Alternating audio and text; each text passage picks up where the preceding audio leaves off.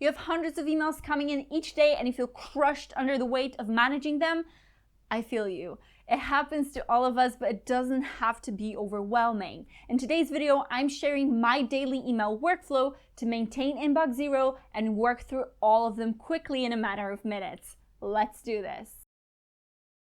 Hi, my name is Natalia and welcome back to my channel where I share super actionable ideas on content creation for entrepreneurs and creatives. And today we're straying a bit and talking about productivity and, well, emails in particular. I'm sharing my daily email workflow with you today to help you maintain inbox zero and free up your time. The reason I'm talking about this subject is because I believe one of the biggest hurdles in creating content regularly is having your focus elsewhere on the day-to-day stuff. And let's face it, emails are a huge part of this. But once you have an effective system in place, you can focus on the important things like your content. So last week I shared a video on how to reach inbox zero. So if you're interested in clearing out your email mess, check it out here.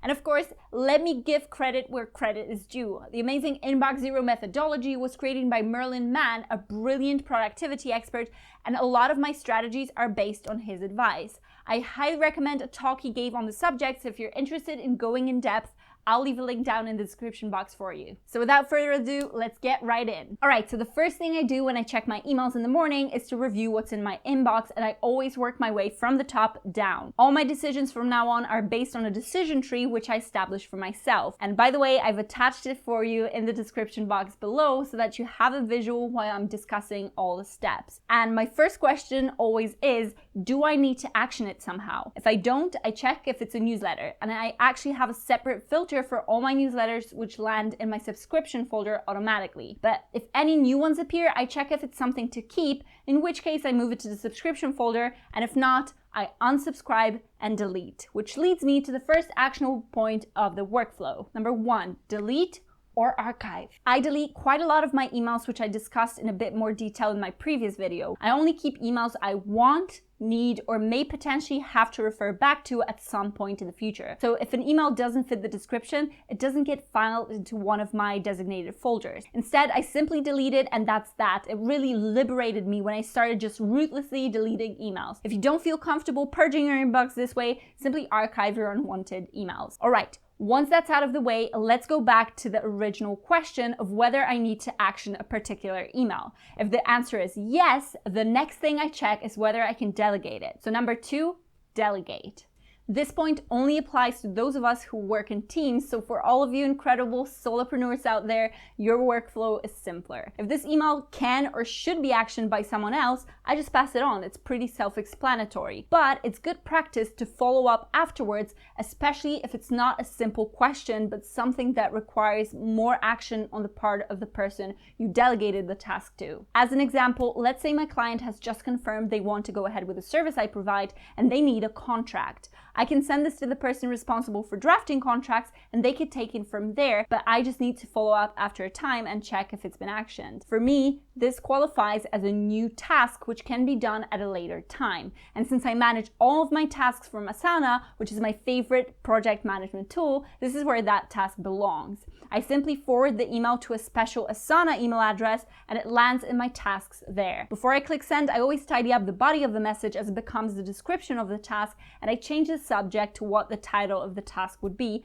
So in this case, it would be follow up on this client contract with Pam. I then assign a due date and project to the task in Asana and file the email away. And this is a very important part of the whole inbox zero methodology because it means that I don't treat my inbox as a to-do list, but rather a means of communication and passing on information. The tasks are actioned in a different place, which is much better suited to it. Number 3, respond. Okay, but what if the answer is no and I can't delegate it? Next step is to ask myself if it's going to take less or more than 5 minutes. And by the way, this will differ depending on the type of work you do or even the kind of person you are, but the point is it needs to be a short period of time.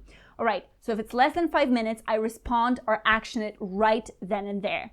Don't stall, don't read it and leave it there to sit for hours until you get back to it at the end of the day. It just takes up your mental space and it's completely unnecessary. Just respond to that email or send this file they're requesting or check for something and that's it. If it takes under 5 minutes, it's better to have it off your head.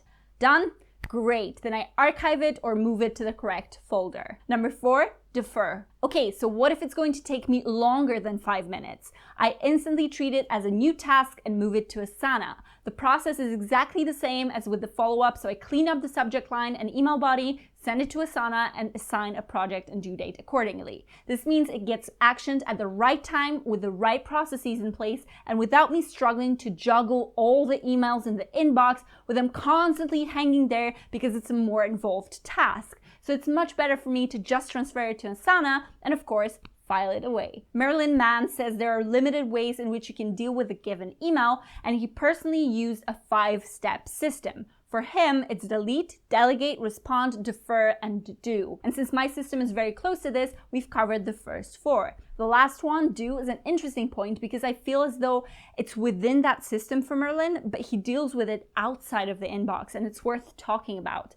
I can't stress enough how much not treating my inbox as a to-do list has changed my day-to-day operations. I no longer sit with my emails all day just reading them, actioning some, and not really doing much about the others until later in the day, being flooded with new ones in the meantime. With this workflow, which I developed for myself based on Merlin's recommendations, I am much more free during the day. And since I only check my email 2 or 3 times in a given day, I have so much more time to focus on writing and producing content for YouTube. And a wee thing I like to do further to keep me in the inbox zero mindset is to set a monthly reminder for myself for cleaning up. Inbox zero is not about religiously fighting to always have a perfectly empty inbox, but rather striving to process emails efficiently and try to keep it down to 0. This doesn't mean that there won't be times where your inbox has a few items in there, but it's the overall management that is key here and not obsessing over a leftover email here and there. With that being said, I have a few strategies to keep my inbox down to 0 as often as I can,